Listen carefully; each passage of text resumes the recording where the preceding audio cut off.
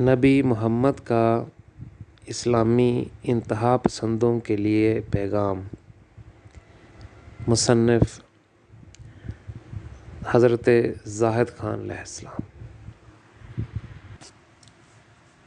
اسلام کی اصلاح۔ تاریخ انسانی میں ہم نے اکثر ایسا وقت دیکھا ہے جب غلطی کرنے میں صرف چند لمحے لگے، لیکن اس کی قیمت صدیوں کو چکانی پڑی۔ مذاہب کا مقصد بنی نوع انسان کو امن، خوشی، آزادی، ہم آہنگی اور محبت سے رہنے کی دعوت دینا ہے۔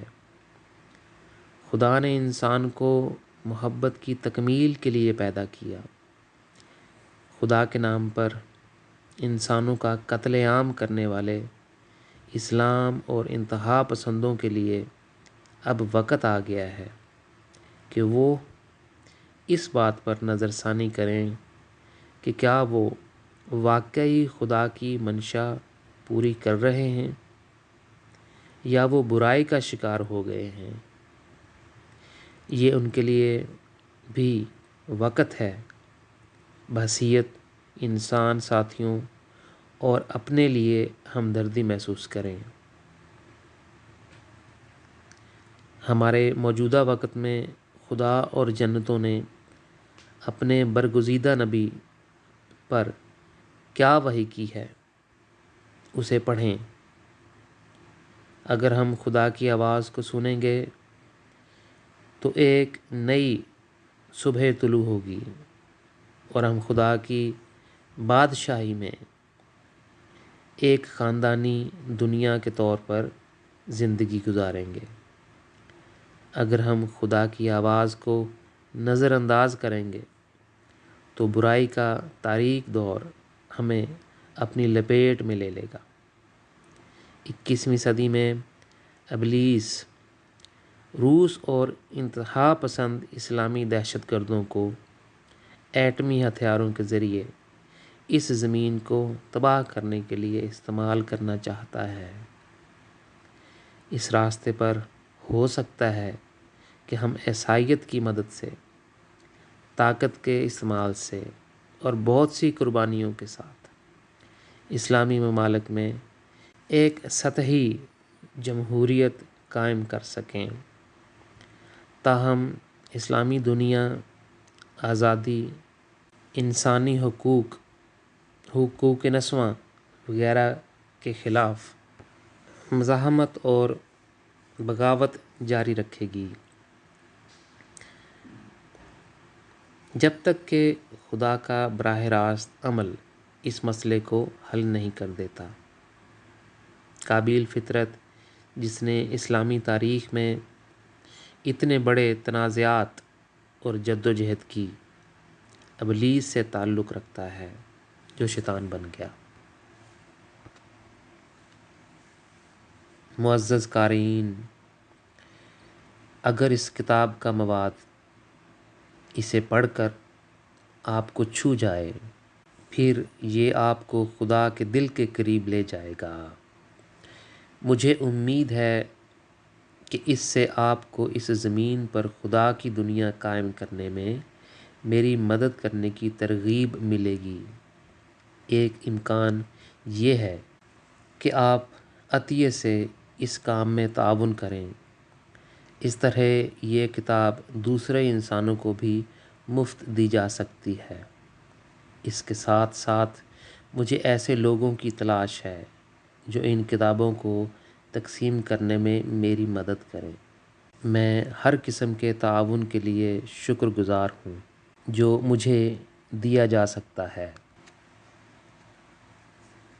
میرے روحانی سفر کے دوران ایک موقع پر میرے آسمانی والدین نے مجھ سے کہا، تمام کتابیں جو تم نے میرے نام پہ لکھی ہیں وہ میری کتابیں ہیں۔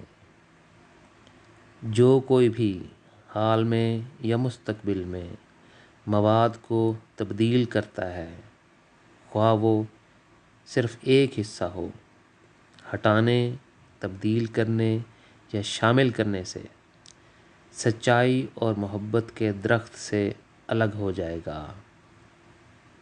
نوٹ: موجودہ دور یا مستقبل میں کوئی بھی اس سے کوئی فرق نہیں پڑتا کہ یہ ایک خاتون یا مرد نبی ہے جس کا خدا کے ساتھ زندہ تعلق ہے، وہ بہتر اظہار کر سکتا ہے یا خدا کے انکشافات یا الفاظ کے مواد کو دوسری کتابوں میں اپنے نام سے بیان کر سکتا ہے، لیکن حضرت زاہد علیہ السلام کی کتابوں میں آیات الہی کے مواد یا الفاظ کو تبدیل کرنے کی اجازت ہرگز نہیں ہے۔ پیش لفظ فارورڈ: اس کتاب کے پہلے ایڈیشن کے بعد سے میری زندگی میری ادبی سرگرمی کی وجہ سے بدل گئی۔ 2011 میں مجھے میری کتاب کے پھیلاؤ اور اشاعت کو روکنے کے لیے شیلگنسٹڈ کی ضلعی عدالت میں لے جایا گیا۔ آئینی ریاست کے اصول کے مطابق ہر انسان اپنے جائز یا قیاس کے خلاف عدالت میں مقدمہ دائر کر سکتا ہے، لیکن یہ غیر معمولی بات ہے کہ مدعی علیہ اور اس کے خاندان کی موت کے خطرے میں لایا جائے اور انہیں عوامی بے راہ روی کے سامنے لایا جائے کہ حکومت کو حفاظتی اقدامات کرنے پڑیں۔ اس کے علاوہ جس مسلمان نے میرے خلاف قانونی کارروائی کی وہ عدالت کے ذریعے مجھے مجبور کرنا چاہتا تھا کہ میری کتاب کے بارے میں مسلسل عوامی لیکچر نہ دوں جس میں میرے تمام خیالات موجود نہیں ہیں۔ عام طور پر شکایات تحریری شکل میں عدالت میں جمع کرائی جاتی ہیں، تاہم اس مسلمان مدعی نے ایک مظاہرے کا اہتمام کیا جس میں شیلگنسٹڈ اور وہاں کی ضلعی عدالت کو پریشان اور خوفزدہ کر دیا۔ داڑھی والے مسلمان عدالت کی کھڑکیوں اور دروازوں پر یوں ہڑبڑا رہے تھے جیسے وہ عدالت کو فوری فیصلہ کرنے پر مجبور کرنا چاہتے تھے۔ یہ سن کر مجھے اپنا وطن یاد آ گیا۔ اس وقت مجھے پاکستان سے فرار ہونا پڑا کیونکہ میرے لیکچرز کی بنیاد پر مجھ پر فرد جرم عائد کی گئی اور عدالت میں لے جایا گیا۔ میرا جرم صرف یہ تھا کہ میں نے دعویٰ کیا تھا کہ نہ قرآن پاک ہے اور نہ ہی محمد آخری نبی ہے۔ مزید برآں میں نے طلباء کی ایک تحریک کی بنیاد رکھی تھی جو ریاست اور مذہب کی علیحدگی اور جمہوریت کے تعارف کے لیے بہت پرعزم تھی۔ میں فخر سے کہہ سکتا ہوں کہ اس تحریک کے تقریباً 3000 ارکان تھے۔ جب مجھے گرفتار کیا گیا تو مجھے تقریباً مارا پیٹا گیا۔ عدالت نے میری جرمن شہریت کے باوجود مجھے 14 سال قید کی سزا سنائی۔ جرمن سفارت خانے کی شمولیت سے ہی میں جرمن واپس آ سکا۔ ایک طرف تو میں خوش تھا کہ میں اس تقدیر سے بچ سکتا ہوں، لیکن دوسری طرف میرا دل ٹوٹ گیا کیونکہ مجھے اپنی طلباء کی تحریک کو پیچھے چھوڑنا پڑا۔ یہ تحریک اسلامی قیادت کے مضبوط اثر و رسوخ کی وجہ سے تقسیم ہو گئی۔ بعض ارکان نے پس پردہ کام کر کے ہمارے مقاصد حاصل کرنے کی کوشش کی، لیکن وہ حکومت اور مذہب کے دباؤ کو برداشت نہ کر سکے۔ اس وقت سے میں پاکستان میں بلیک لسٹ میں ہوں۔ جرمنی ایک جمہوری ملک ہے جس میں ریاست اور مذہب کی علیحدگی آئینی قانون میں شامل ہے۔ ایک بار پھر جہاں اس ملک میں کامیابی کے ساتھ مربوط مسلمانوں نے مجھے قتل کرنے کی دھمکی دی۔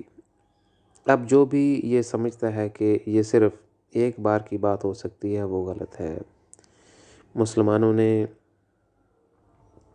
بیسن کے شہر ڈائسنبرگ میں میری عوامی تقریر کے موقع پر ایک طاقتور اور زبردست مخالف مظاہرے کا اہتمام کیا۔ اس مظاہرے کا مقصد صرف اللہ اکبر کا نعرہ لگانا تھا، اللہ کی حمد و ثنا نہیں، بلکہ سماعتی طور پر میرے لیکچر کو ڈبونا تھا تاکہ لوگ اس سے لطف اندوز نہ ہوں۔ اس حقیقت کے علاوہ کہ میری جان کو شدید خطرہ ہے، مجھے یہ کہنا پڑتا ہے کہ میں اپنے مسلمان ساتھیوں کا شکر گزار ہوں کہ ان کے جذباتی رویے نے، جو مغربی معیارات کے لیے عجیب ہے، کم از کم میرے سننے والوں کی تعداد میں 100 پولیس افسران کا اضافہ کیا۔ یہاں تک کہ ایسا ہوا کہ وہ میڈیا جس نے اس ریلی میں شمولیت کے لیے خود کو کم و بیش عدم دلچسپی کا مظاہرہ کیا، میرے بارے میں، میری کتاب اور اب میرے منصوبوں کے بارے میں بغیر مجھ سے بات کیے رپورٹ کیا۔ یہ بھی ہمارے دور کا ایک مظہر ہے۔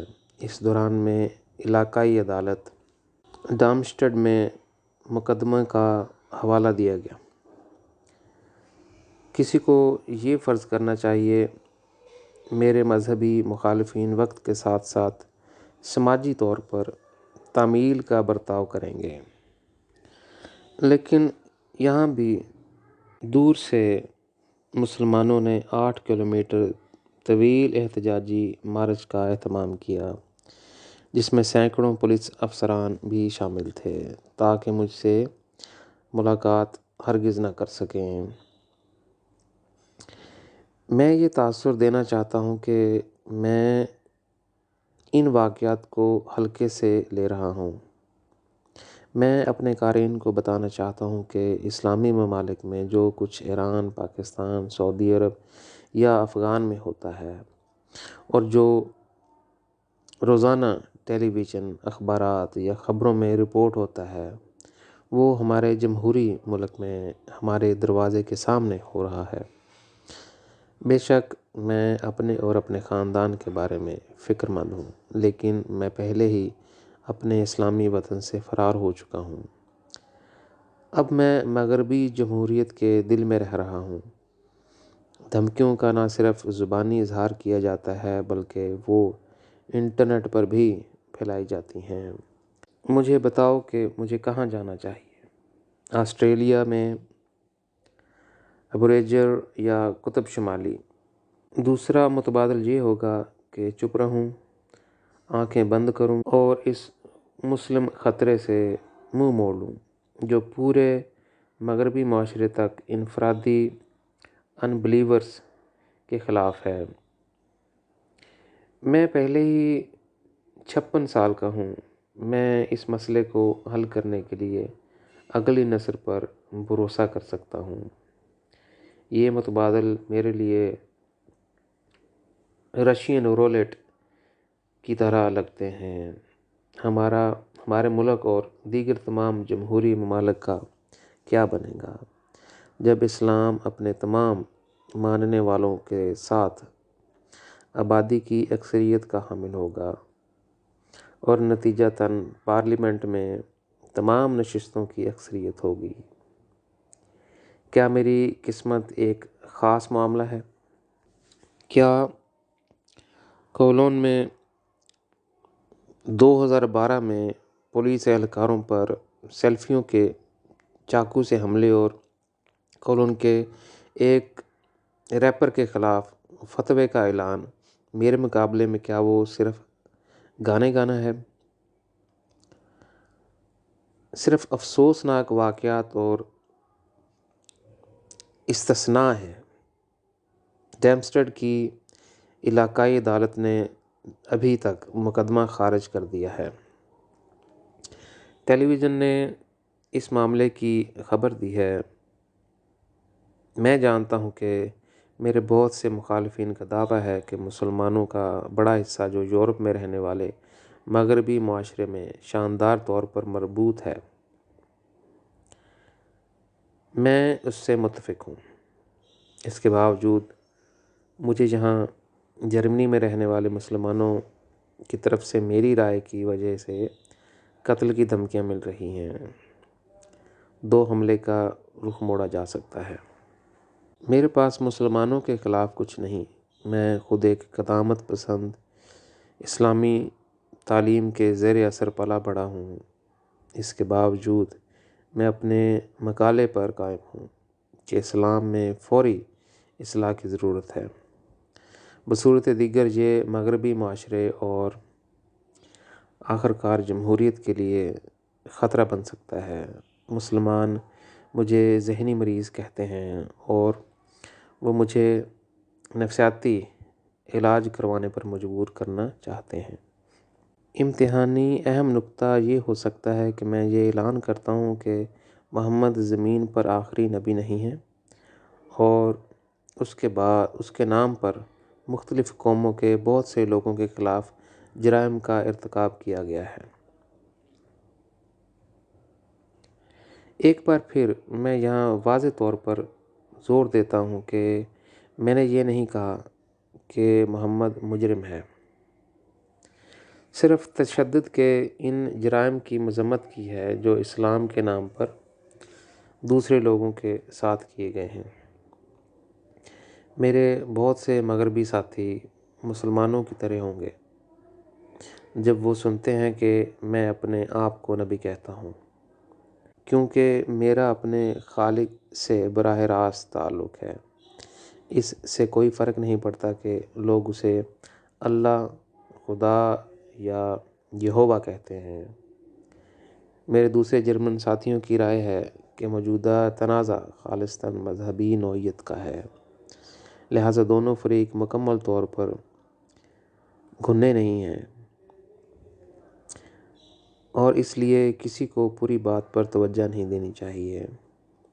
ان لوگوں کو جن کی ایک جیسی یا ملتی جلتی رائے ہے، میں درج ذیل پیغام دینا چاہتا ہوں۔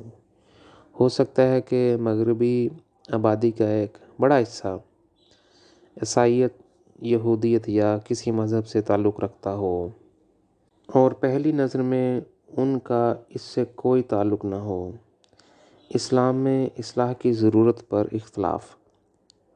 بہرحال آپ کو اس خطرے سے پہلے آنکھیں بند نہیں کرنی چاہیے جو بالکل ان گروہوں کے لیے جنوبی اسلامی انتہا پسندوں اور دہشت گردوں سے لاحق ہے۔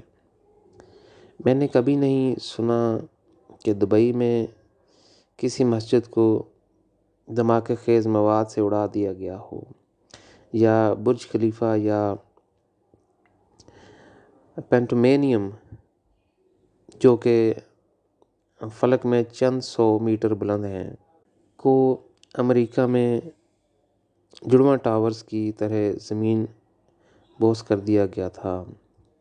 جرمنی میں بھی شریعت کے تعارف کے لیے دوسری اور تیسری امیگریشن نسل کے نام نہاد مربوط مسلمان کی آوازیں ہمیشہ بلند کیوں ہو رہی ہیں؟ یہ امیگریشن کتنی کامیاب رہی؟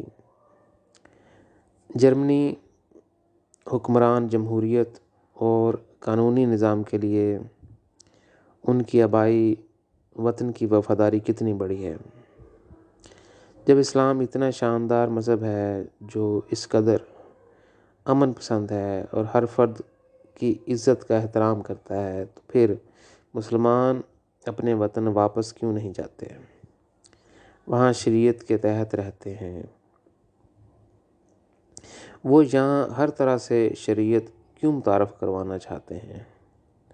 آج میں ایک جرمن شہری کے طور پر یہ سوال رکھتا ہوں، لیکن مجھ پر نازی یا فاشسٹ ہونے کا الزام نہیں لگایا جا سکتا۔ کیونکہ میری نسل کا اس سے پتہ نہیں لگایا جا سکتا۔ میں نے یہ سوال بطور سابق مسلم رکھا۔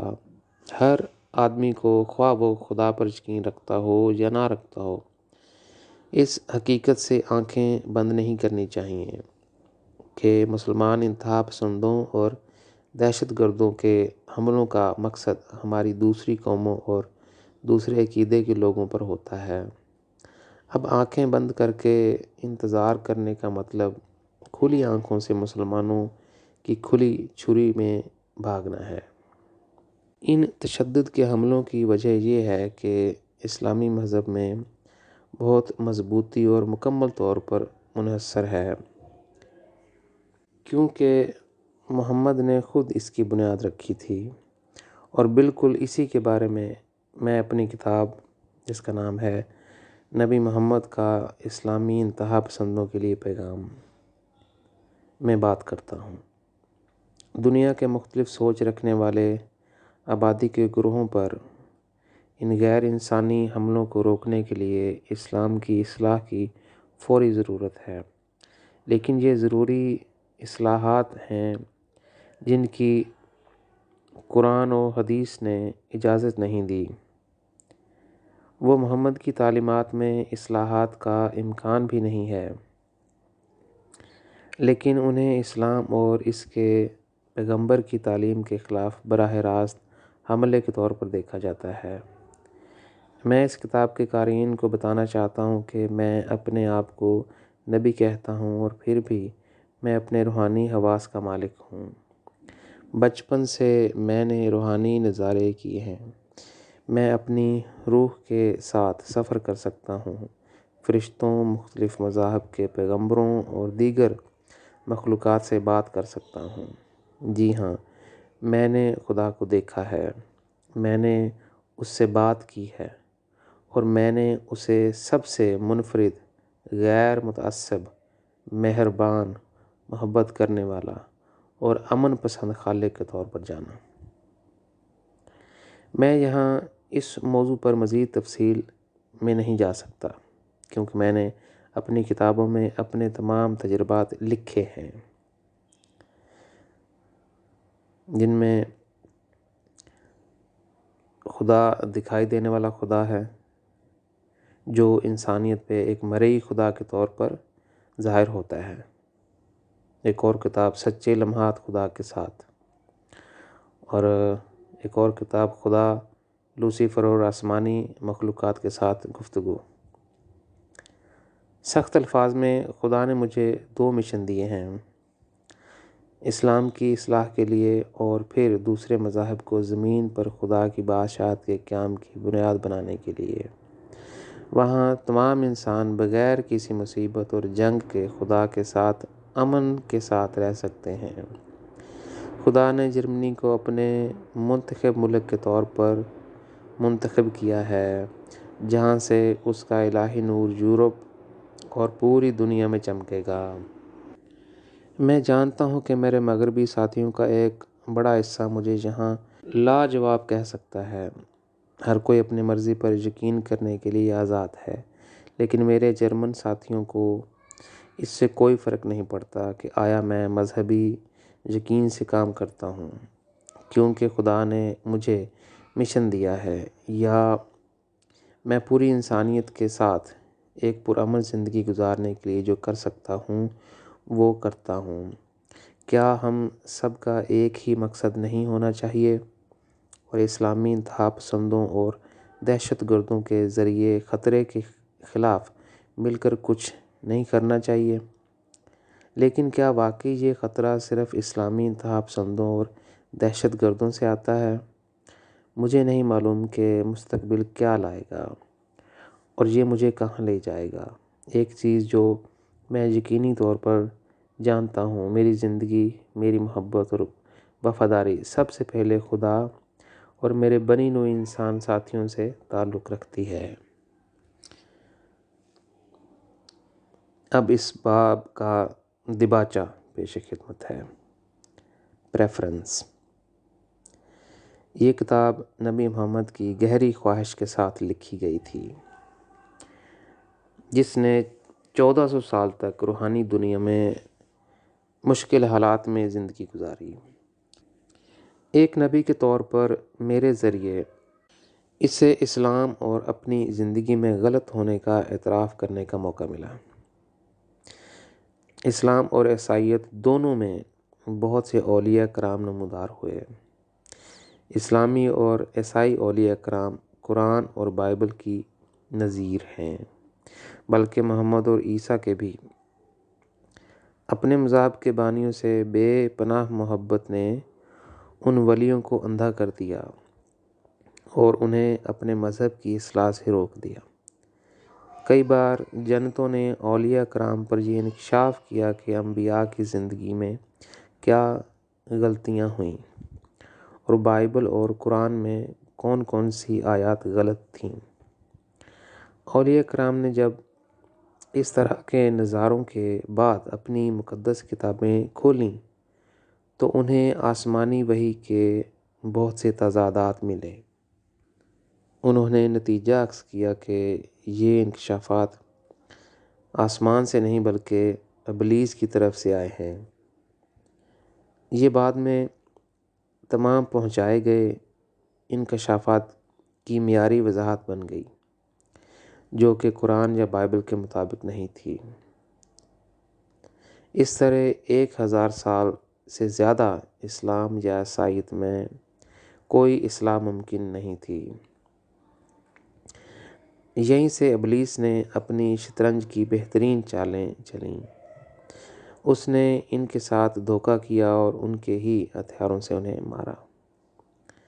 خدا ایک زندہ خدا ہے، اس کی مہربانی اور مدد ہمارے وقت اور منشا میں موجود ہے۔ یہ اس وقت تک جاری رہے گا جب تک کہ زمین پر خدا کی بادشاہت کا کافی حد تک خاطر خواہ حد تک احساس نہ ہو جائے۔ خدا مردوں کا خدا نہیں، جس نے صرف آدم، نوح، موسیٰ، عیسیٰ، محمد اور پچھلے انبیاء سے بات کی۔ وہ خود مرا نہیں ہے، وہ ہمارے زمانے میں بھی بولتا ہے۔ خدا کبھی بھی مذہبی کتابوں کا قیدی نہیں ہو سکتا۔ اس کا کسی پیغمبر سے کوئی معاہدہ نہیں ہے کہ وہ صرف ایک مذہب کی مدد کرے۔ حیرت انگیز حقیقت یہ ہے کہ عہد نامہ قدیم، نیا عہد نامہ، قرآن اور دیگر تمام مذہبی کتابیں خدا کی طرف سے نہیں بلکہ فرشتوں کی طرف سے الہام ہوئی ہیں۔ ابلیس جو شیطان بن گیا نے مذہبی دنیا کو یہ باور کر کے دھوکہ دیا کہ تمام مقدس کتابیں خدا کی طرف سے الہام تھیں۔ وہ اس غلط فہمی کو مذہبی دنیا کو مصدور کرنے اور اسے اندھا کرنے کے لیے بطور ہتھیار استعمال کرتا ہے۔ اس لیے ہمارے دور میں مذاہب ترقی نہیں کر رہے، جن سے زندگی کا پانی بہہ نہیں سکتا اور خدا کے ساتھ براہ راست تعلق قائم کرنے کا امکان نہیں کھول سکتا۔ متعلقہ مذاہب میں ایک غیر منظم الجھن اور بہت سارے بھنور کا باعث بنا۔ ابلیس کے کام کا عروج اسلام میں ظاہر ہوتا ہے۔ یہ مذہب روحانی دنیا میں زمین پر اس کا مقصد اور شکار بن گیا۔ نبی محمد نے اپنے مذہب پر اپنی طاقت اور اثر و رسوخ کھو دیا۔ جنتوں کے قوانین نبی محمد کو ایک اعلیٰ جہانوں میں زیادہ دیر تک رہنے سے روکتے ہیں۔ اسے اپنے مذہب کی اصلاح کے لیے اور قرآن میں اپنی زندگی کی غلطیوں کو درست کرنے کے لیے نیچے کی طرف جانا پڑتا ہے۔ اس کے ساتھ ساتھ دیگر مذاہب کے بانیوں کو بھی ایسا ہی کرنا پڑتا ہے۔ یہ کتاب خاص طور پر نبی محمد کے بارے میں بتاتی ہے۔ میں نے کئی بار دیکھا ہے کہ نبی محمد نچلے جہانوں میں کام کرنے کے بعد کتنے تھک گئے تھے۔ اپنے مذہب کے ماننے والوں کو اعلیٰ جہان تک پہنچانے کی ان کی کوششوں کا کوئی نتیجہ نہیں نکلا۔ کیوں نہیں؟ سادہ سچائی یہ ہے کہ ابلیس، اس کی بری قوتیں اور گرے ہوئے فرشتے روحانی دنیا میں انتہائی سرگرم ہیں۔ وہ کسی بھی صورت میں اسلامی جہان میں اپنا اثر و رسوخ کھونا نہیں چاہتے۔ ہمارے وقت میں ابلیس اسلام میں ایک مضبوط بنیاد بنانے میں کامیاب رہا ہے۔ جلد یا بعد میں وہ یورپ، امریکہ اور اسرائیل کو اسلامی دہشت گردوں کے ذریعے تباہ کر دے گا، اگر وہ انتہائی خطرناک ہتھیار ایٹم بم حاصل کر سکیں، خاص طور پر تب جب ایران اور شام اس منصوبے میں کامیاب ہوں گے۔ پاکستان میں بھی ایسی صورتحال پیدا ہو سکتی ہے اگر اس ملک میں بنیاد پرست اسلامی انتہا پسند قیادت کریں۔ ایران اور شام جیسے ممالک ایٹمی ہتھیار حاصل کرنے کے لیے ہر ممکن کوشش کر رہے ہیں۔ وہ ان ہتھیاروں کو اپنے مذہبی مقاصد کے مطابق استعمال بھی کریں گے۔ خدا کے نبی کے طور پر جو روحانیت کے خفیہ پردوں کے پیچھے دیکھ سکتا ہے، دنیا میں نے دیکھا کہ ابلیس اور اس کی بری قوتیں یورپ اور جرمنی کے بدترین خواب کو سچ کرنے کے لیے کس قدر سرگرم عمل ہیں۔ اس کے ساتھ ساتھ روس ایران جیسے ملک کے لیے ایٹمی ہتھیار بنانے کا محرک ہے۔ پردے کے پیچھے لوسیفر جوہری جنگ کا سبب بننے کے لیے اسلام اور روس کو اپنے مقاصد کے طور پر استعمال کرتا ہے۔ صرف اس صورت میں جب آزاد دنیا روس اور دیگر اسلامی ممالک میں جمہوریت متعارف کرائے تو تباہی کا سب سے خطرناک اور سیاہ دور ہم سے گزر جائے گا۔ پوری انسانی تاریخ میں انبیاء نے اپنی پیشین گوئیوں کا اعلان کیا۔ نئی دنیا خدا پر مرکوز ہے۔ 21ویں صدی میں اب آخری ایام طلوع ہو چکے ہیں جب اچھائی اور برائی کا تصادم اپنے عروج پر ہے۔ ہم خدا پر مرکوز ایک دنیا حاصل کر سکتے ہیں یا اس زمین کو ہمیشہ کے لیے کھو سکتے ہیں۔ ایٹمی جنگ ہم سب کے لیے اختتام ہوگی۔ چابی اب انسانوں کے ہاتھ میں ہے۔ انہیں دنیا بھر میں جمہوریت کے قیام کی ذمہ داری سنبھالنی ہوگی اور برائی سے سمجھوتا نہیں کرنا ہوگا۔ لوسیفر جمہوریت، انسانی آزادی، انسانی حقوق وغیرہ سے نفرت کرتا ہے۔ وہ مافیا کی دنیا کی طرح ہر جگہ جنگوں کا نظام بنانا چاہتا ہے جس میں لوگوں کو خوف اور دہشت میں رہنا پڑے۔ خدا کے نبی ہونے کے ناطے میرا ایک اہم کام اسلام کی اصلاح کرنا ہے۔ اسلام کی اصلاح کیے بغیر اس زمین پر پرامن ماحول کا قیام ناممکن ہے۔ زمین پر خدا کی بادشاہت کے بارے میں پیشین گوئی صرف اس وقت پوری ہو سکتی ہے جب زمین پر ایک پرامن ماحول حاصل ہو، جہاں تمام قومیں ایک ہی خاندان میں ایک ساتھ رہ سکیں۔ اس کے علاوہ میرے مشن کی سب سے اہم فکر خدا کے بارے میں ہر چیز کو انسانیت پر ظاہر کرنا ہے۔ محبت اور ہم آہنگی پر مبنی مثالی دنیا کی تعمیر کے لیے یہ چابی ہے۔ اس دنیا میں خدا ماسٹر مائنڈ اور محرک قوت ہے، جو ایک ظاہری خدا کے طور پر بنی ہوئی انسان کے ساتھ براہ راست معاملہ کرتا ہے اور ان کی دیکھ بھال کرتا ہے۔ اگر کوئی نبی محمد سے اہم ترین معلومات حاصل کرنا چاہے اور خدا کی طرف سے اس دنیا کو اندھیرے سے نکال کر روشنی کی طرف کیسے لایا جا سکتا ہے، میں اپنی پہلی کتاب جس کا نام ہے خدا دکھائی دینے والا خدا ہے، جو انسانیت پر ایک مرئی خدا کے طور پر ظاہر ہوتا ہے، میں اور میری دوسری کتاب سچے لمحات خدا کے ساتھ پڑھنے کا مشورہ دیتا ہوں۔ میں کوئی مذہبی شخص نہیں ہوں اور نہ ہی میرا تعلق کسی مذہب یا فرقے سے ہے۔ میں خدا کی طرف سے الہام والا شخص ہوں۔ میں نے خدا کو دیکھا اور ملا۔ اس کی محبت کی روشنی میرے دل و جان میں بارش کی طرح برسی۔ خدا کی اس جلتی ہوئی محبت کو ساتھیوں تک پہنچانا بھی میرے اہم مشن کا حصہ ہے۔ اگر میں خدا کے نور سے انسانی دل کو شمع کی طرح جلانے میں کامیاب ہو گیا تو میں زمین پر اپنا مشن پورا کروں گا۔ اس کتاب کا عمومی تعارف، جنرل انٹروڈکشن، یہ کتاب بتائے گی کہ اسلام کتنا خطرناک ہے اور یہ موضوع کتنا دھماکہ خیز ہے۔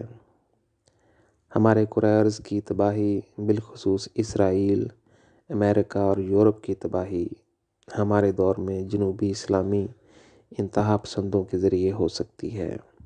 اگر یہ منصوبے اسرائیل اور امریکہ میں ناکام ہو گئے تو حملے کا مرکزی نقطہ یورپ، بالخصوص انگلینڈ، جرمنی اور فرانس ہوگا۔ ہم ریڈیو ایکٹیویٹی کے نتائج کو جانتے ہیں۔ اگر یہ انتہا پسند جوہری ہتھیار استعمال کرتے ہیں تو یورپ بدترین ڈراؤنا خواب دیکھے گا۔ اس کی انتہا یورپی تاریخ میں کبھی نہیں دیکھی گئی۔ میں یہ کیسے جانتا ہوں؟ فرشتوں نے مجھے یہ آسمانوں پر ظاہر کیا ہے۔ جب درخت بڑھتا ہے تو خود بخود پھل دیتا ہے۔ اسی طرح سوال یہ پیدا ہوتا ہے کہ کیا ہمارے دور میں ایسے ناگہانی عناصر موجود ہیں جو بنیاد پرست جنوبی اسلامی انتہا پسندوں اور دہشت گردوں کو ہماری خوبصورت دھرتی کو تباہ کرنے کی ترغیب دیتے ہیں؟ جواب ہے نہیں، وہ نہیں کرتے۔ ہم اس موضوع کے بارے میں مزید تفصیلات حاصل کر سکتے ہیں۔ روحانی دنیا میں نبی محمد کی موجودہ وضاحت۔ نبی محمد کی دو مختلف فطرتیں ہیں۔ ایک طرف وہ ایک روحانی آدمی ہے، دوسری طرف وہ ایک مضبوط غالب کردار ہے۔ عظیم فرشتہ جبرائیل نے عیسیٰ مسیح کے 575 سال بعد اس میں اپنی چیز پائی۔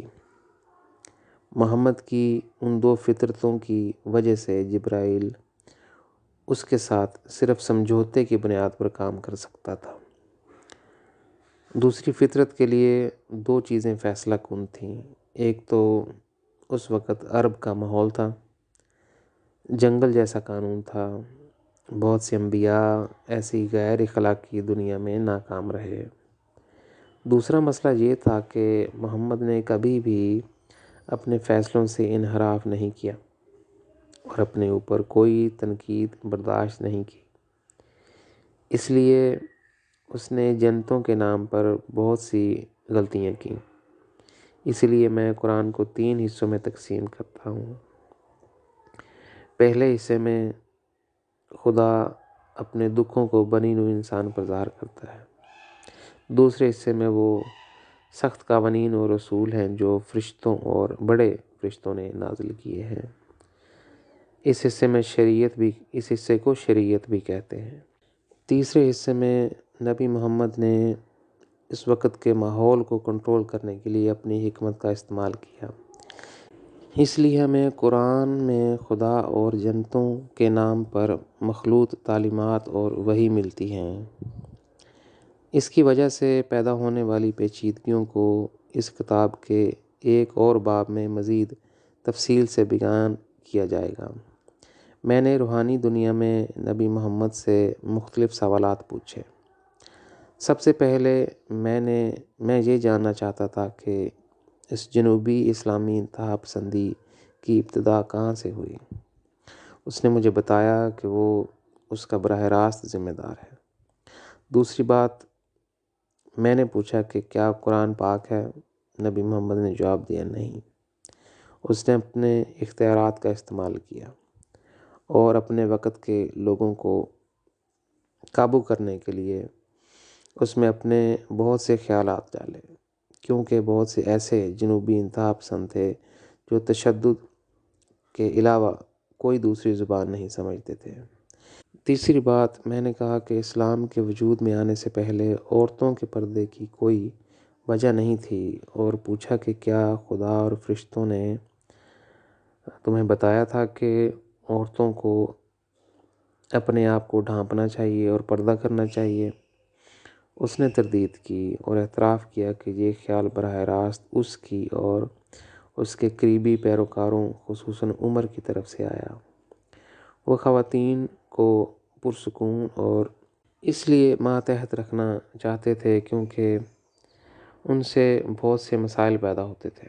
وہ اپنی زندگی میں 2 مشن مکمل نہیں کر سکتا تھا، ایک طرف خدا کی منشا پوری کرنا اور دوسری طرف عورتوں کا خیال رکھنا۔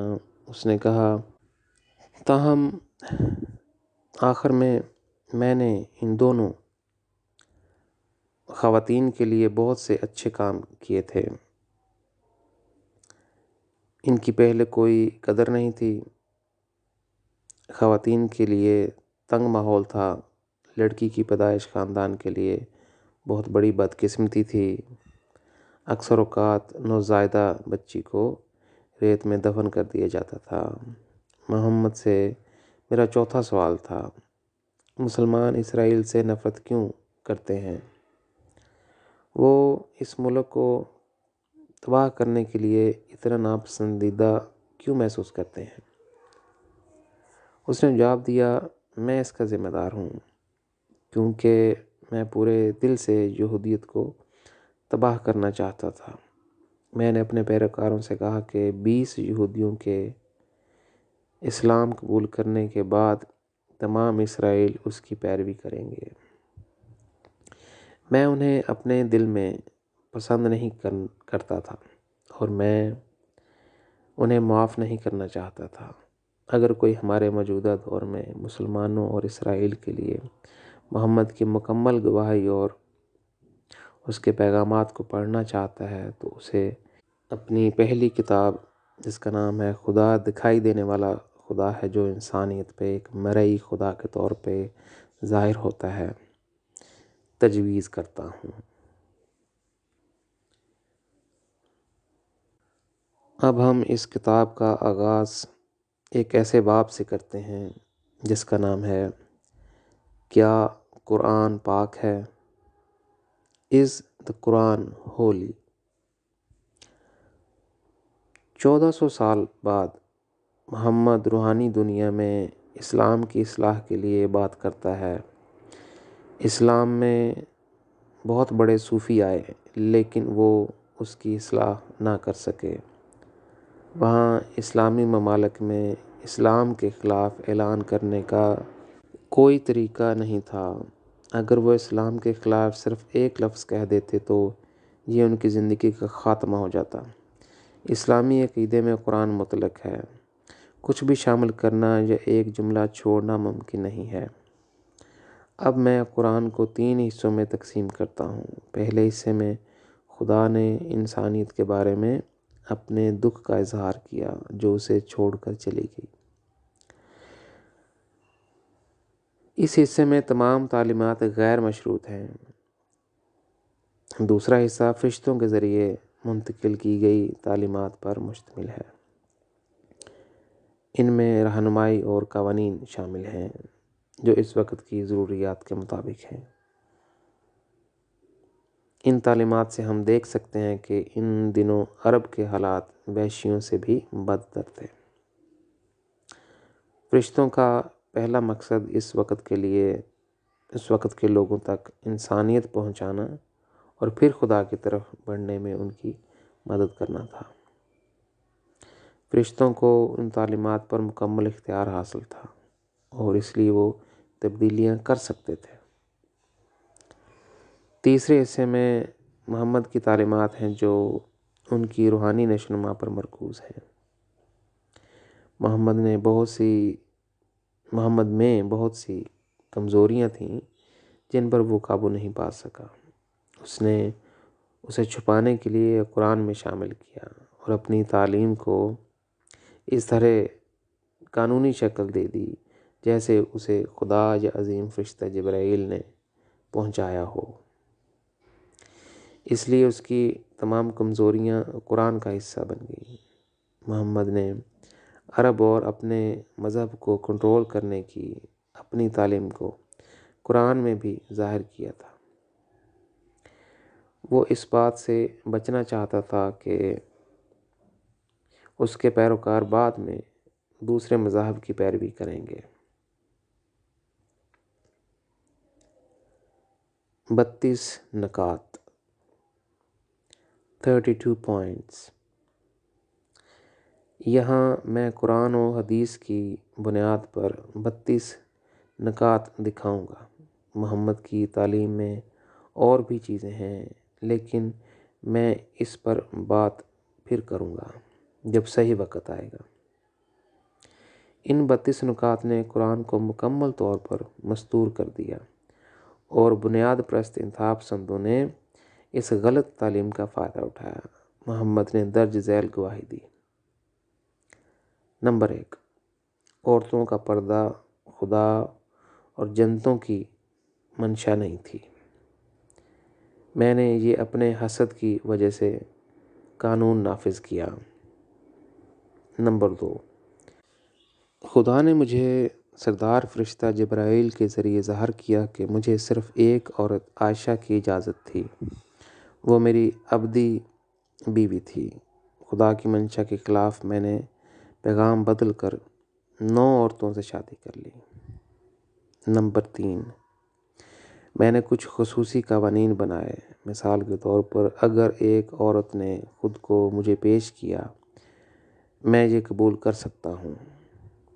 میں نے اپنے پیروکاروں سے کہا کہ خدا اور جنتوں نے مجھے یہ حق دیا ہے، لیکن اس کا خدا کی منشا سے کوئی تعلق نہیں تھا۔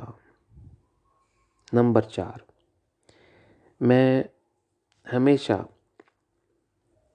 ہر خوبصورت عورت کا مالک بننے کی گہری خواہش رکھتا تھا۔ میں زندگی بھر عورتوں کی خوبصورتی کی طرف متوجہ رہا۔ کبھی کبھی میں نے خواتین کو ان کے خاندانوں سے باہر نکال دیا۔ یہی چیز میں نے یہودی عورتوں کے شوہروں کو قتل کروا کے بھی کی۔ نمبر 6، میں نے خصوصی قانون نافذ کیا ہے کہ ایک اکیلی عورت ایک مسلمان شخص کے خلاف گواہی نہیں دے سکتی، کم از کم 2 خواتین ہونی چاہیے۔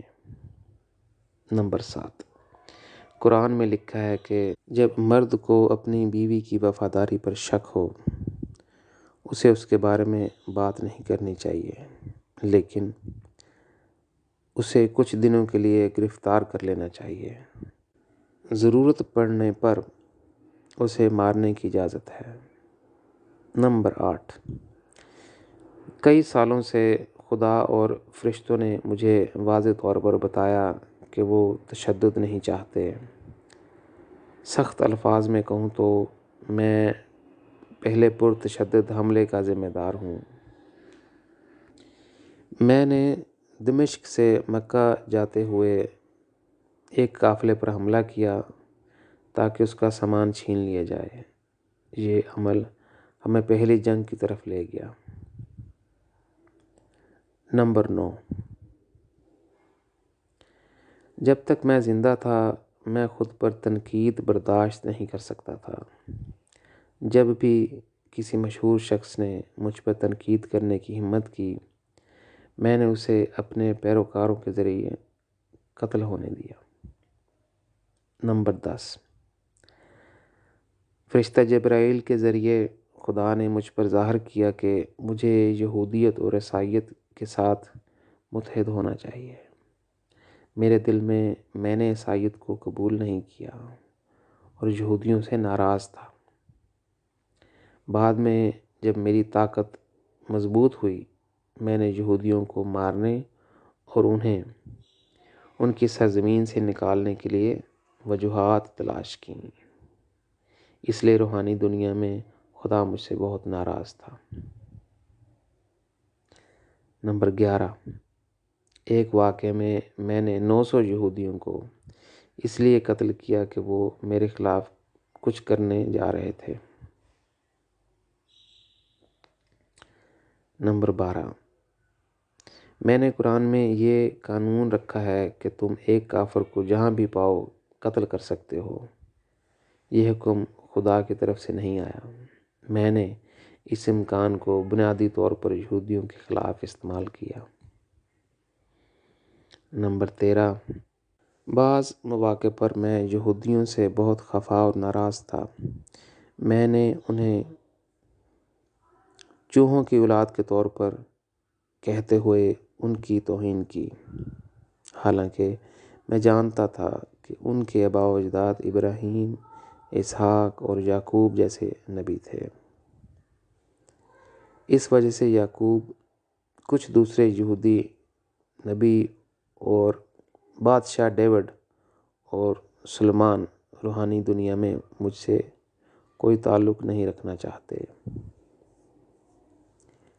نمبر 14، میری زندگی کے آخر میں خدا نے مجھے ایک نیا مشن دینا چاہا، قرآن کو درست کرنا، کہ مجھے کسی بھی غلط تعلیم کو درست کرنا چاہیے جو میں نے اپنے قوانین سے بنائی ہے۔ اس پر اس وقت میرے پیروکار 2 کیمپوں میں بٹ گئے۔ علی کے آس پاس کے پیروکاروں نے مجھے وہی کرنے کا مشورہ دیا جو خدا نے مجھے کرنے کو کہا تھا۔ میرے دوسرے جانشین عمر کے آس پاس کے پیروکاروں نے سوچا کہ میں اپنی بیماری کی وجہ سے ذہنی طور پر الجھا ہوا ہوں۔ انہوں نے سوچا کہ میں نہیں جانتا کہ میں کیا بات کر رہا ہوں۔ جب میں نے دیکھا کہ میرے اگلے پیروکار میری آنکھوں کے سامنے ایک دوسرے کو مارنے کے لیے تیار ہیں تو میں نے خدا کی منشا نہیں مانی۔ نمبر 15، خدا نے مجھے اپنی تمام بیویوں سے طلاق لینے کو کہا۔ میری صرف ایک بیوی ہونی چاہیے، یہ عائشہ تھی۔ مجھے اس کے ساتھ روم جانا چاہیے تھا کیونکہ میں ایک بہت طاقتور آدمی تھا اور عیسائیت کے ساتھ ایک نیا رشتہ قائم کرنے کے قابل تھا۔ اس کے خیال سے مجھے بے چینی محسوس ہوئی اور میرا دل تنگ ہو گیا، اس لیے میں خدا کی منشا کی پیروی نہیں کر سکا۔ نمبر 16، میں بالکل چاہتا تھا کہ تمام مذاہب اسلام کی پیروی کریں۔ یہ دنیا کا سب سے بڑا دین بننا چاہیے اور باقی تمام مذاہب کو مٹا دینا چاہیے۔ نمبر 17، خدا نے مجھ سے یہودیت، عیسائیت اور اسلام کو متحد کرنے کو کہا جو اس پر مرکوز ہے۔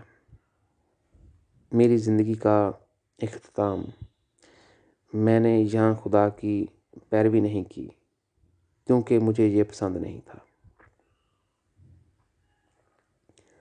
نمبر 18، میں چاہتا تھا کہ تمام اسلامی مرد 4 عورتوں سے شادی کریں تاکہ اسلام میں بہت سے بچے پیدا ہوں۔ میرے مذہب کے ارکان کی تعداد میں تیزی سے اضافہ ہونا چاہیے۔ اس طرح اسلام کو دنیا کا سب سے مضبوط مذہب بننا چاہیے۔ نمبر 19، میں نے خدا سے ملاقات کی اور اس کی شکل دیکھی۔ میں نے اس کے بارے میں کبھی بات نہیں کی، میں نے صرف یہ کہا کہ خدا روشنی ہے۔ نمبر 20، میرے مشن کے آغاز میں عیسیٰ نے میرے لیے بطور مسیحا کے مشن میں میرا ساتھ دینا چاہا۔ میں نے اسے رد کر دیا اور خدا کی منشا کے خلاف ایک نئے مذہب کی بنیاد رکھی۔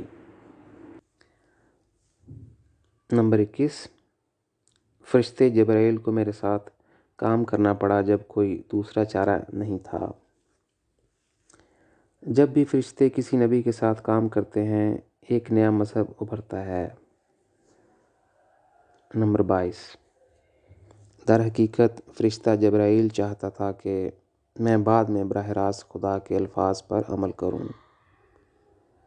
میں یہ نہیں چاہتا تھا۔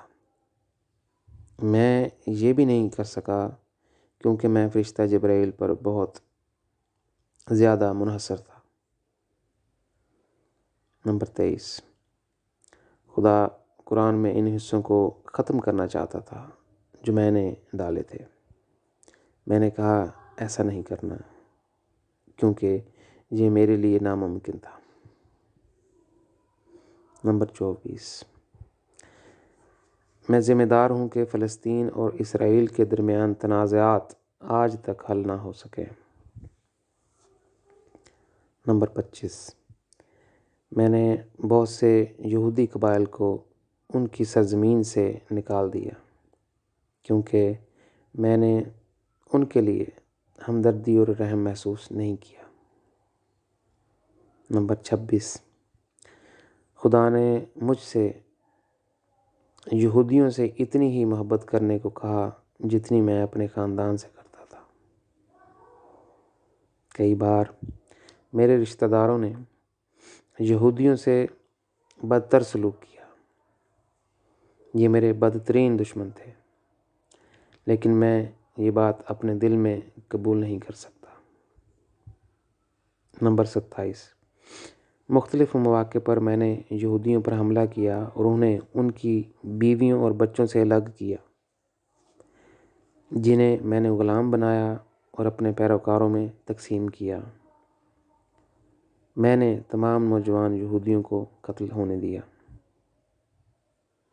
نمبر 28،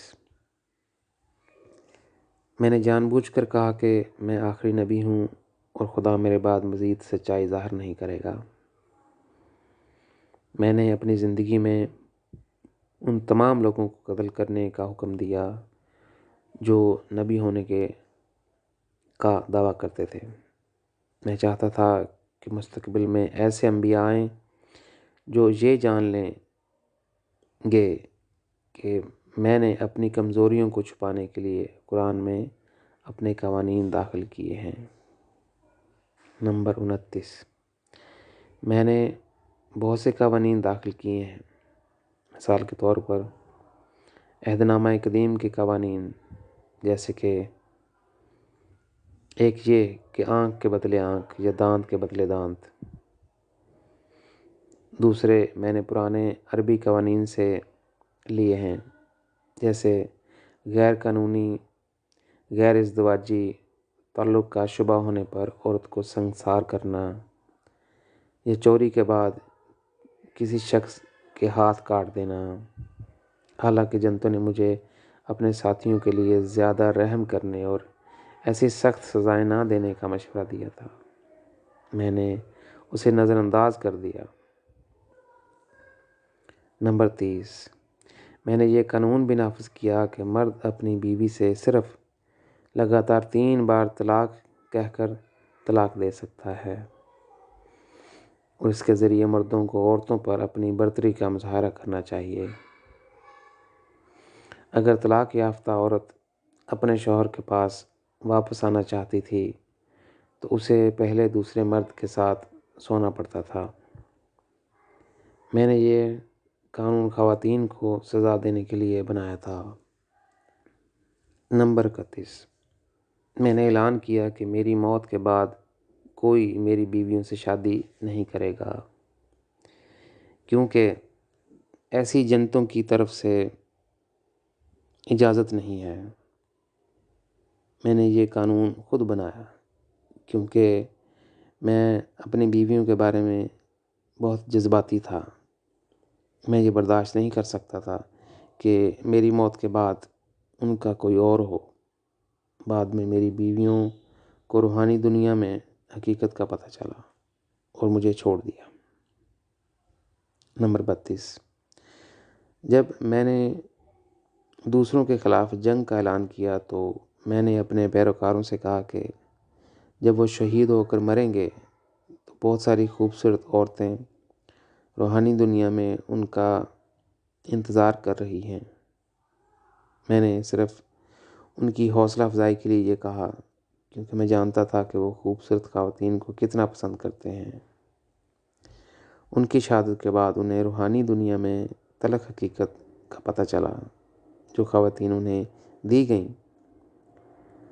انہوں نے اپنی عادات میں 100% تبدیلی کے لیے کہا، تبھی وہ ان کے ساتھی بننے اور انہیں ایک اعلیٰ دنیا میں لے جانے کے لیے تیار تھیں۔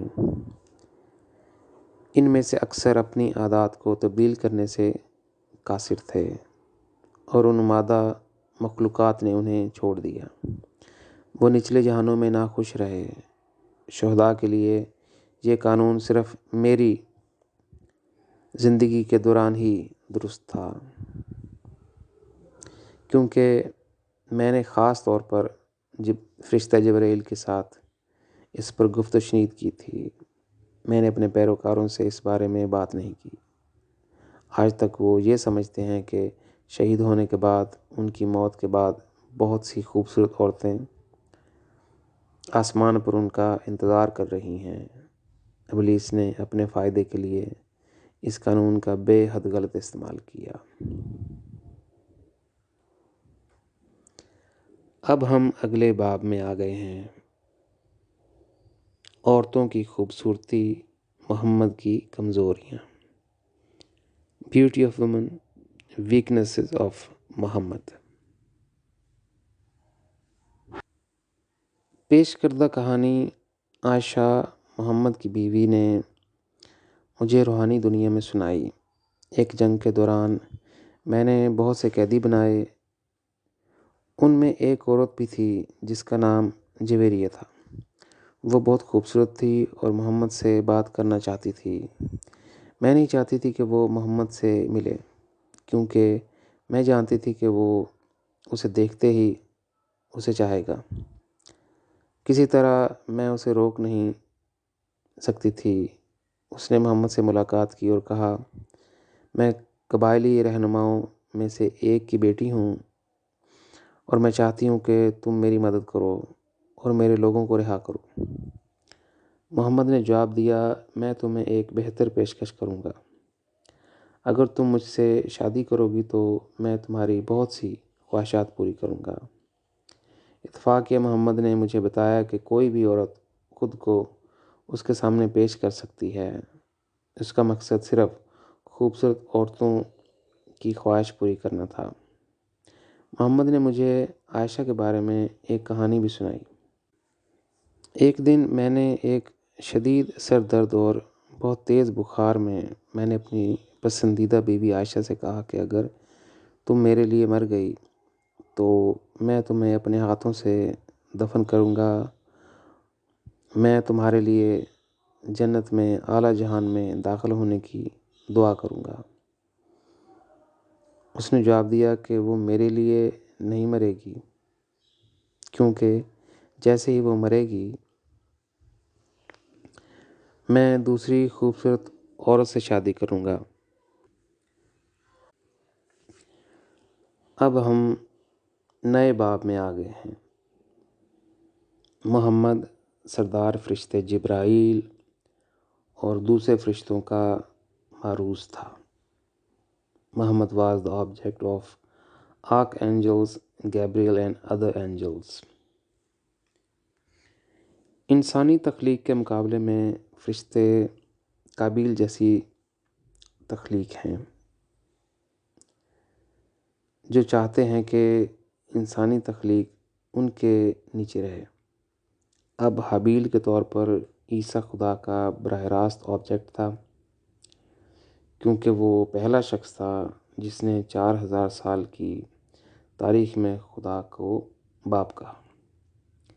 در حقیقت یہ انسانی تاریخ کے بالکل شروع میں آدم کے خاندان میں ہونا چاہیے تھا۔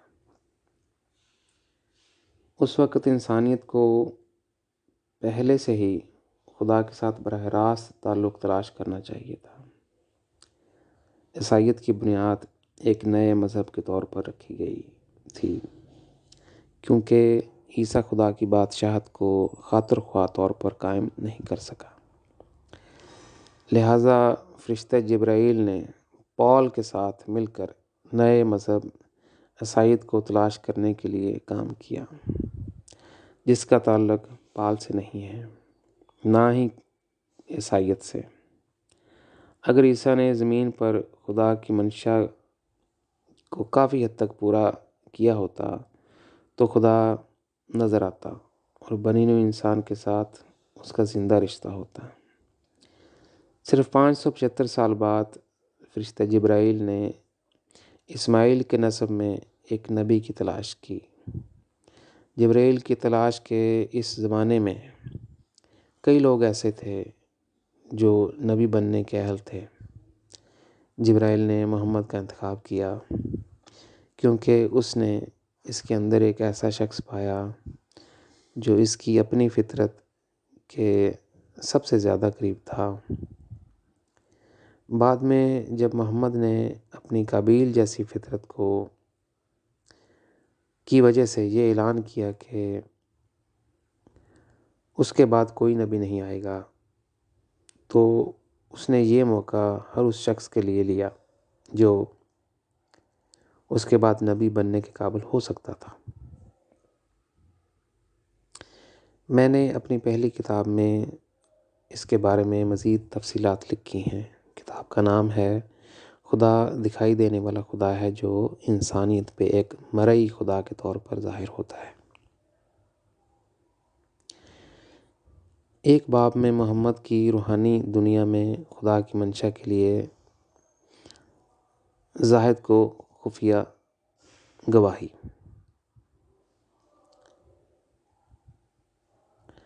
اب ہم اگلے باب میں آ گئے ہیں، محمد اور عیسیٰ کے درمیان تنازع،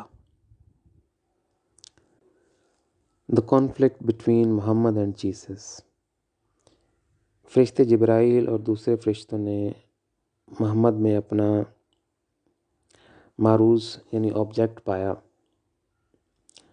اور اس کے ذریعے انہوں نے ایک نئے مذہب کی ترغیب دی۔ ابراہیم نے اسلام کو ایک نئے مذہب کے طور پر سامنے لانے کے لیے فرنٹ لائن پر کام کیا، کیونکہ اس نے روحانی دنیا میں عیسیٰ سے کوئی قربت محسوس نہیں کی۔ عیسیٰ کا روحانی زندگی میں خدا کے ساتھ قریبی تعلق ہے۔ وہ خدا کے پاس گیا اور کہا، اگرچہ عظیم فرشتہ جبرائیل نے ایک نئے مذہب کی ترغیب دینے کے لیے محمد کا انتخاب کیا، لیکن میں اپنے مشن کو پورا کرنے کے لیے محمد کے ساتھ کام کرنا چاہتا ہوں۔ براہ کرم مجھے اس کی اجازت دیں تاکہ زمین پر خدا کی بادشاہت کا ادراک ہو سکے۔ پھر خدا نے عظیم فرشتے جبرائیل سے کہا، اگرچہ تم نے محمد کو پایا، عیسیٰ کو براہ راست اس کے ساتھ کام کرنے کی اجازت دی جائے۔ فرشتہ جبرائیل نے جواب دیا، میں یہ حق عیسیٰ پر چھوڑ دوں گا اگر یہ تجھے خوش کرتا ہے۔ خدا کی منشا کے مطابق ایک عالمی خاندان کی تعمیر کے مقصد کے لیے عیسیٰ 3 دن کے لیے محمد پر ظاہر ہوا۔ اس نے محمد سے کہا کہ وہ اپنے مشن کو واپس آنے والے مسیحا کے طور پر قبول کرے تاکہ ایک عالمی خاندان کے قیام کے لیے خدا کی منشا کو پورا کیا جا سکے۔ محمد نے عیسیٰ کی پیشکش کو مسترد کر دیا اور فرشتہ جبرائیل کے ساتھ کام کرنے پر اصرار کیا۔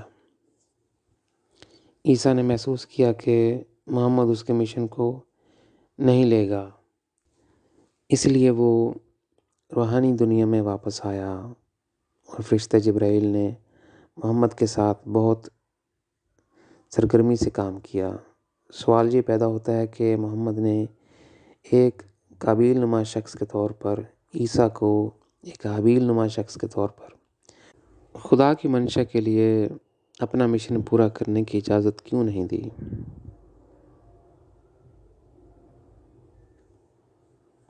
اگلا باب، نبی بننے سے پہلے محمد کی زندگی۔ The life of Muhammad before he became a prophet۔ محمد کے نبی بننے سے پہلے اس نے شام میں خدیجہ سے سامان فروخت کیا۔ وہ ایک امیر عورت تھی جس کے لیے بہت سے لوگ کام کرتے تھے۔ شام کے اپنے دوروں میں اس نے دیکھا کہ عیسائی وہاں کے لوگوں کو اپنے عقیدے میں تبدیل کرنے کے لیے عرب کی طرف پیش قدمی کر رہے ہیں۔ اس وقت محمد ابراہیم کے راستے پر چل رہے تھے۔ محمد نے عیسیٰ کے مذہب میں بہت سے تضادات کو تسلیم کیا۔ ابراہیم کے عقیدے میں زندگی میں صرف ایک خدا کو ماننے کا واضح تصور تھا۔ عیسائیت میں اس نے 3 مختلف راستے دیکھے جن سے کوئی خدا سے مل سکتا ہے: باپ، بیٹا اور روح القدس۔ محمد بھی نبی موسیٰ سے متاثر تھا لیکن عیسیٰ مسیح سے نہیں۔ اگر آپ قرآن کو بہت غور سے پڑھیں تو آپ کو عہد نامہ قدیم سے بہت سی مماثلتیں مل سکتی ہیں۔ محمد نے خود کہا کہ وہ موسیٰ کے قوانین پر عمل کرنے والے پہلے شخص تھے۔ عیسیٰ کی زندگی نے محمد کو بہت زیادہ متاثر نہیں کیا کیونکہ اس نے اس میں بہت سے تضادات دیکھے۔ ایک اور وجہ تھی کہ محمد عیسیٰ کے ساتھ کام نہیں کرنا چاہتا تھا، پر اس وقت روم نے عربوں سے کہا کہ وہ خانہ کعبہ میں حج کے دوران صلیب چڑھائیں۔ وہاں بہت سے بت تھے اور روم کا ارادہ تھا کہ وہ خدا کے لیے صلیب چڑھائے اور اعلان کرے کہ عیسیٰ ہی خدا ہے۔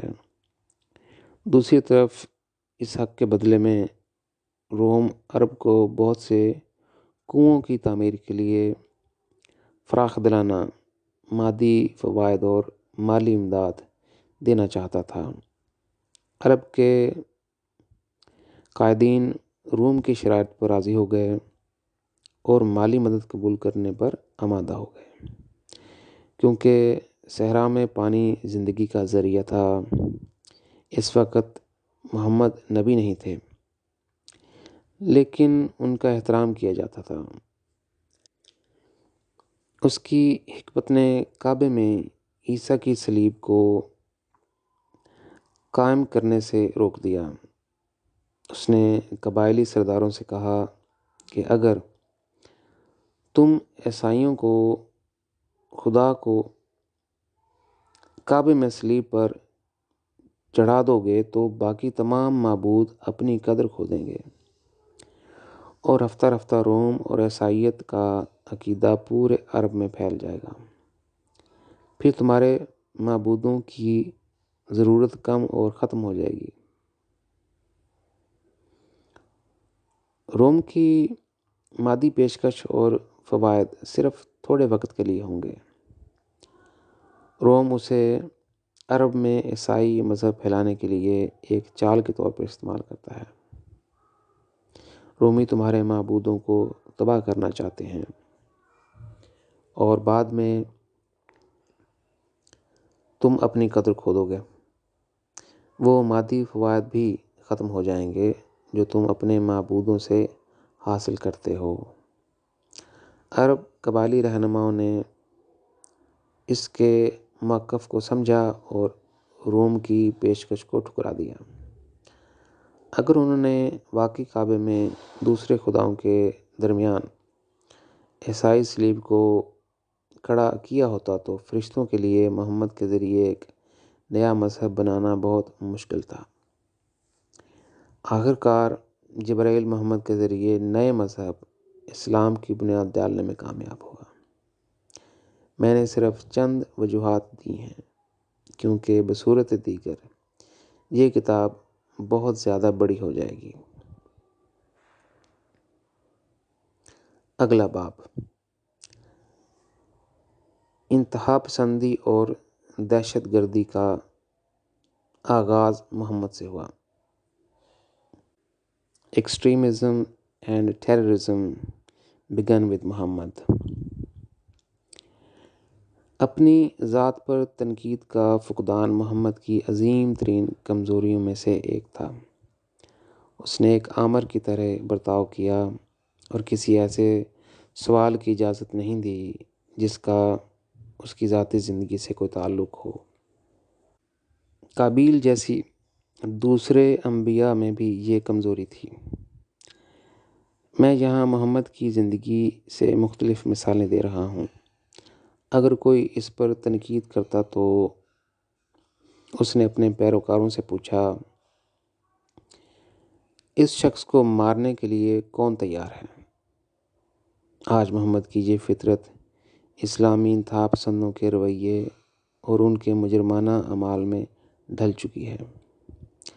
اگر فرشتوں کی رہنمائی کے باوجود ایک نبی اپنے طریقے سے بہت سی چیزوں کا فیصلہ کرتا ہے اور غلطیاں کرتا ہے، ابلیس اسے اس کا ذمہ دار ٹھہرائے گا۔ اس کے بعد وہ اس نبی کا دعویٰ کرتا ہے۔